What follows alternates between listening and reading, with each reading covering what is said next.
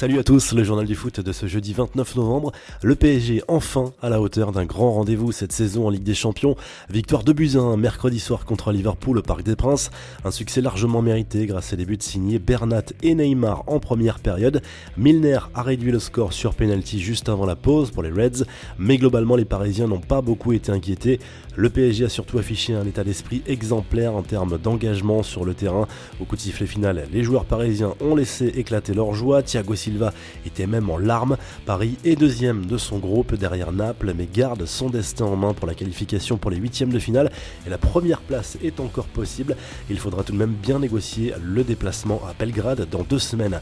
On jette un œil sur les autres résultats de la soirée. Monaco a perdu 2-0 sur le terrain de l'Atlético Madrid avec un but d'Antoine Griezmann notamment. Les Monégasques sont assurés de terminer dernier de leur groupe. L'Inter Milan a perdu sur le terrain de Tottenham 1-0. Victoire du Barça, du Napoli, du FC Porto. 12 équipes sont d'ores et déjà qualifiées pour les huitièmes de finale. Aucun club français pour l'instant, mais Lyon et Paris sont en ballottage favorable. La dernière journée de la phase de groupe est prévue dans 15 jours et permettra de distribuer les 4 derniers billets. Des records sont tombés mercredi soir. Lionel Messi est entré un peu plus dans l'histoire en ouvrant le score sur le terrain du PSV Eindhoven. L'Argentin est devenu le joueur ayant marqué le plus de buts pour un seul et unique club en Ligue des Champions. Avec 106 buts au compteur, la star du Barça devance désormais un certain Cristiano Ronaldo. Messi est également devenu le meilleur buteur de l'histoire de la phase de groupe, avec 66 réalisations en 66 matchs, un record aussi pour Neymar.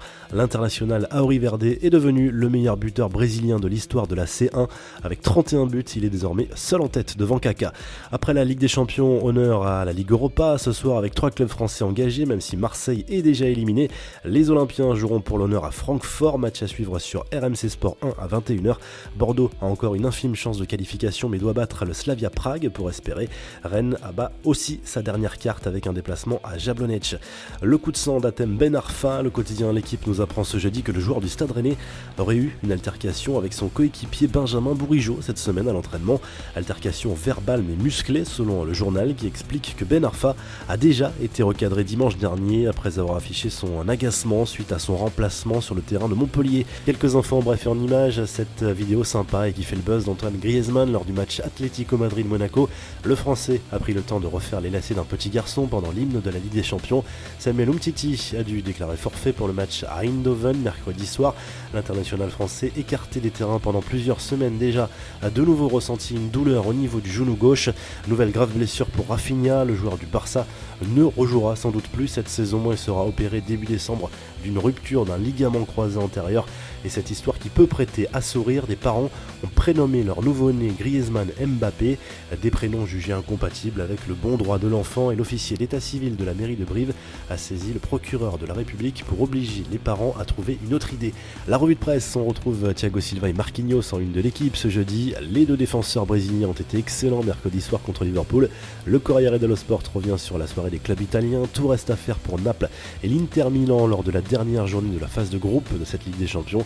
En Espagne, le Mundo Deportivo salue la victoire du Barça et la performance de Léo Messi à Eindhoven.